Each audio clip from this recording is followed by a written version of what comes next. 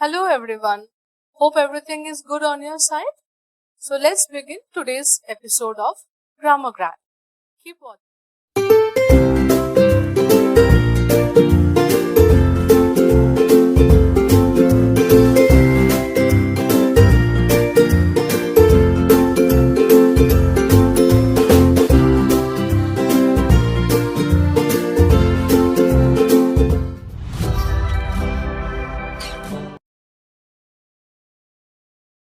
In today's episode, we will learn about simile, metaphor, personification, onomatopoeia, repetition, alliteration, rhetorical question, and hyperbole. Okay, so these 8 figures of speech we will learn. So on your screen, you will find that I have written the keywords and pay attention to the keywords as well as to my explanation. And also, I want you to pay attention while going through the examples. When we will be going through the examples, you will see that I have written the figures in yellow so that you can differentiate the other with the other words. You won't get mixed up with the other words. Secondly, I want to tell you that do keep with you a notebook, okay, and make your own notes. So that helps immensely in learning. So you can try that out, and once you pick that habit, you will notice a difference that learning has become much easier for you.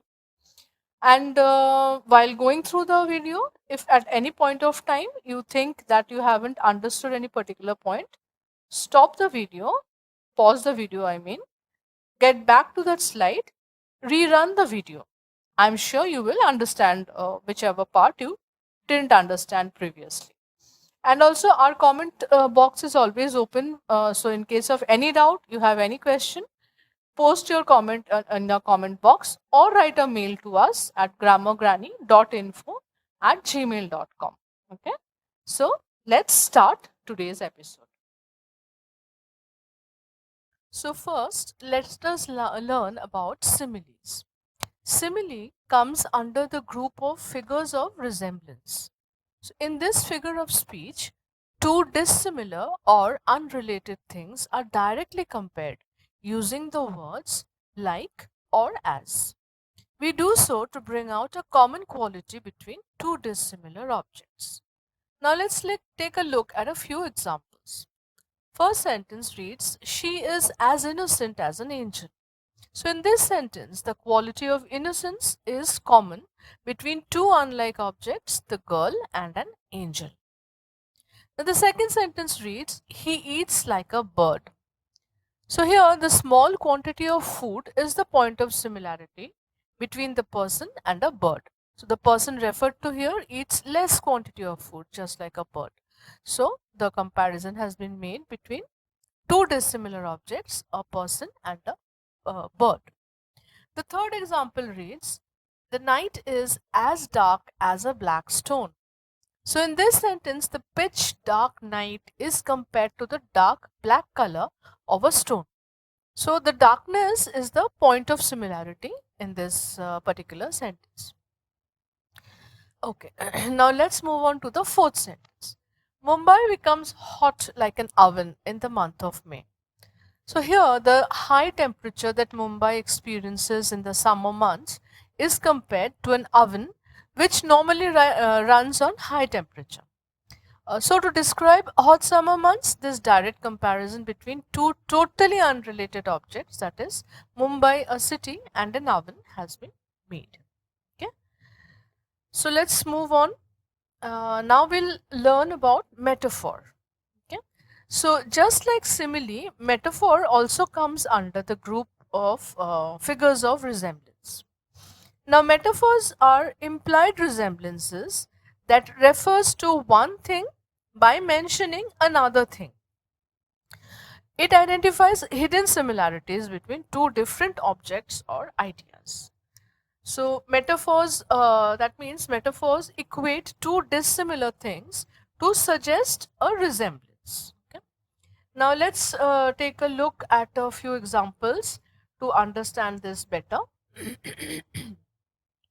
So the first sentence reads, "She is the star of a family." So in this sentence, two unlike words, She, that is a girl, and star are compared indirectly. So, what is the point of resemblance here?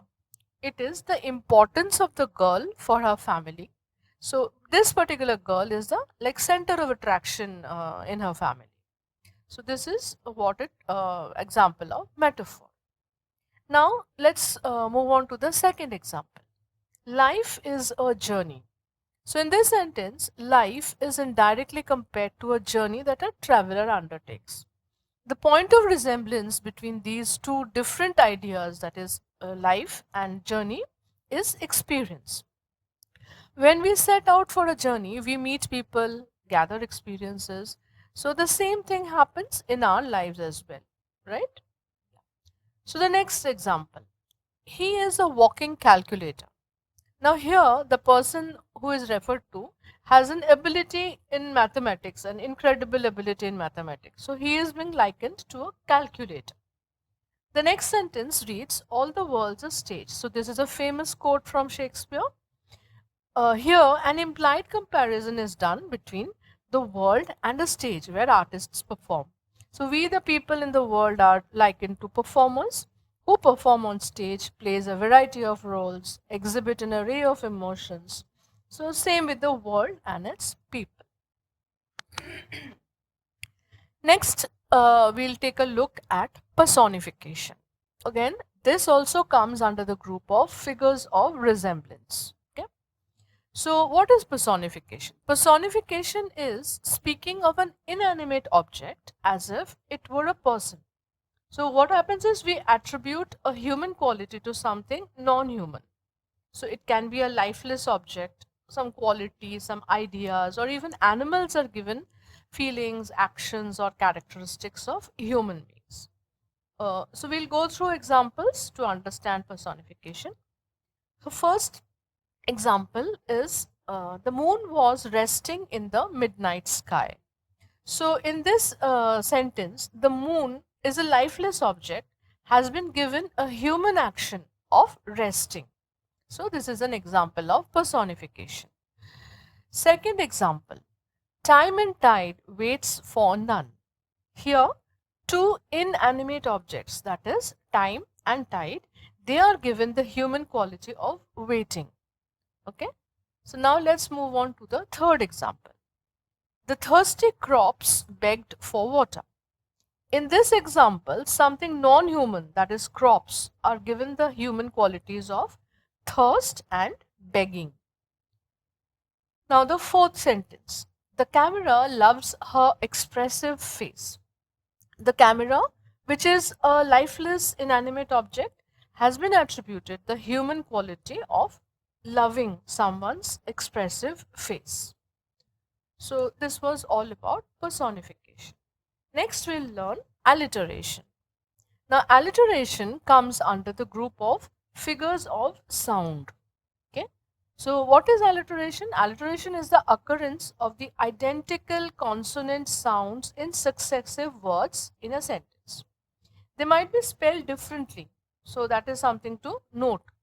Another name for alliteration is head rhyme or initial rhyme, because the initial words of, initial sound of words, they get repeated. So, another name is initial rhyme.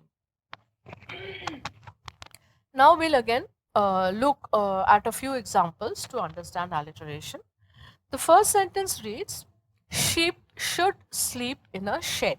So, in this sentence, the sh sound is repeated to give a pleasing effect. The second sentence reads, the kangaroo kicked the kid. So, the k sound in kangaroo, kicked, and kid is repeated in this sentence. The third sentence reads, Rudolph the red-nosed deer rode along a rickety road. So, the consonant sound of r is repeated a number of times in this sentence to give a pleasing effect. But please note the reindeer, the word reindeer has an R at the end. That's R sound is will not be considered as alliteration, because we take into consideration only the first sound of the word in a word. Next is Mickey Mouse munches on mozzarella cheese. So it's a beautiful sentence. Sound is getting repeated and it's creating a pleasing effect, right? Okay. Now, moving on. So, our next figures of speech that we will be doing is onomatopoeia. So, let's wait for the slide. So, onomatopoeia refers to the words that imitate natural sounds or sources of sounds. Okay. So, pay attention to natural sounds or sources of sound.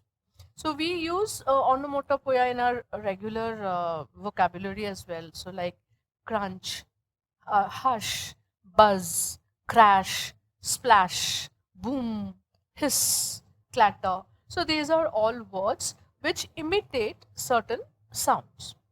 So now we'll again look at some examples to understand this onomatopoeia.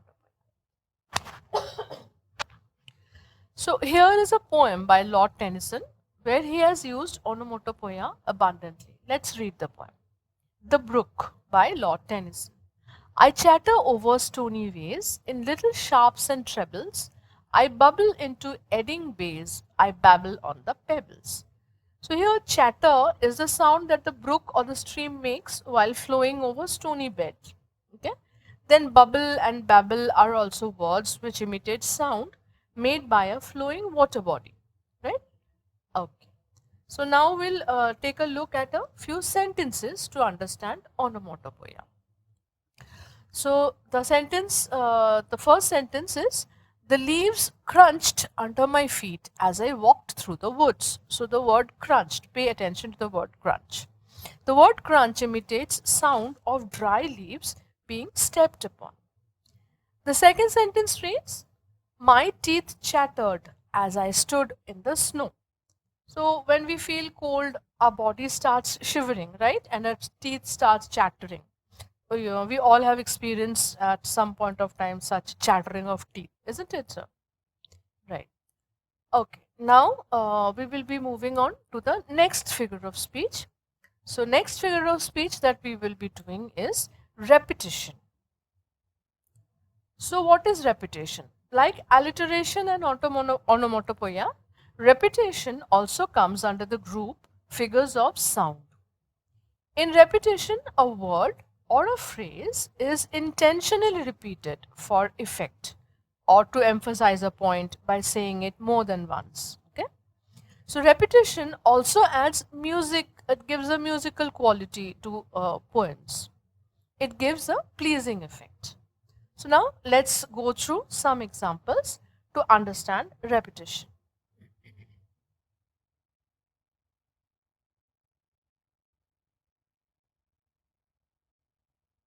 Okay, so here comes the examples. The big stairs led up to a big house with a big front door. So in this sentence, the emphasis is on the word big. Okay. So the next example is from the poem "O Captain, My Captain" by Walt Whitman. I guess most of you have read the poem, right? So here the word captain has been repeated twice for effect. "O Captain, my captain." Okay. Now the next sentence reads, alone on a wide, wide sea. So the word wide has been repeated twice. So it is creating an impression of the wide expanse of a sea. Now the last example is from our favorite childhood poem, right? So twinkle, twinkle, little star, how I wonder what you are. So here the word twinkle has been repeated twice, thus giving a lyrical quality to the poem. And I suppose that makes the poem so attractive to all of us. We all enjoyed this poem in our childhood and even now. Okay, so now we will be learning hyperbole. Now, hyperbole is also at times pronounced as hyperbole. It comes under the group of figures of emphasis or understatement. So, hyperbole is figures of emphasis. It is an intentional or deliberate exaggeration for emphasis or comic effect. Okay. Now, examples of hyperbole occur in sagas and stories recounting the heroic deeds of legendary kings and warriors in Greek and Roman mythologies. Okay, so hyperbole is also used in political slogans or in advertisings as well. So, in the comment box, do write any example of advertising or political slogans that you think are examples of hyperbole. Okay, I'll wait for your comments. So, now let's go through some examples. The first sentence: you have a million toys at your house. The word million here is used to mean many, more than enough. So it means you have more than enough toys at your house. So to exaggerate that point, the word million has been used. Second sentence reads, I nearly died laughing. It means the person, the speaker that is, had a good laugh. So when we laugh a lot, what happens is we tend to feel breathless, right? So the word died has been used to emphasize on the degree of laugh that the person had. The third example: there was a young lady whose nose was so long that it reached to her toes. So she hired an old lady to carry that wonderful nose. Now, here, somebody's long nose is being referred to. Okay? So, to emphasize on the length of the nose, it is said in an exaggerated manner that the nose reached to her toes. Okay, now moving on to rhetorical question. Now, rhetorical question also comes under the group of figures of emphasis or understatement. A rhetorical question is a question to which we do not expect a reply. It is asked for effect or to enhance our arguments or to encourage the listener or the reader to think of the answer or even for humorous effect as well. Okay, so now let's see a few examples of rhetorical question.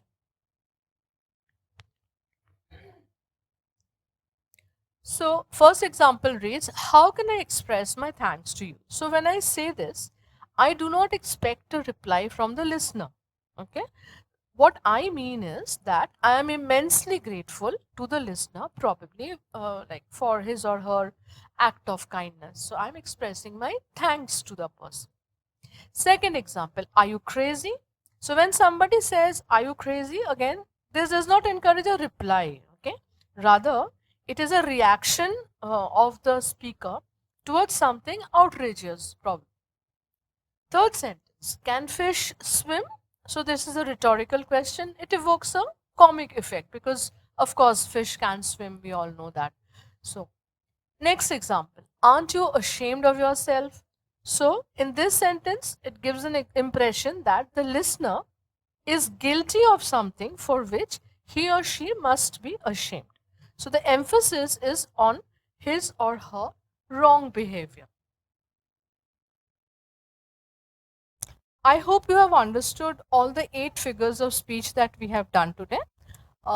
In the following video, I will be uploading worksheets for you to practice whatever you have done today, and it will have answer keys as well. So try to solve the questions on your own, and then you can match your answers with the help of the answer key. Okay, so keep learning and keep watching Grammar Granny.